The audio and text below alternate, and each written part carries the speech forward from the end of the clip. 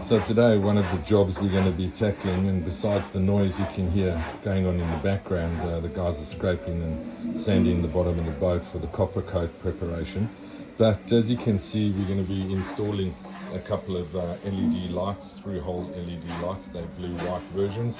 Some of the tools I'm going to be using, obviously some measuring to lay out the placement underneath the hole so they're under the waterline.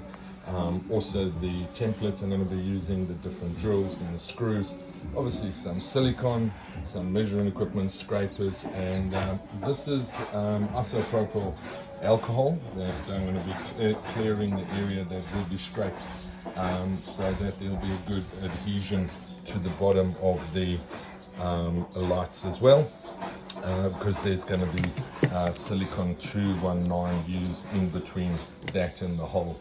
I'm going to be drilling stepped holes through the hole, because as you can see, the wire is skinnier than the feed backing, and then it's thicker again against the back of the light. So these are the tools, this is the equipment I'm going to be using.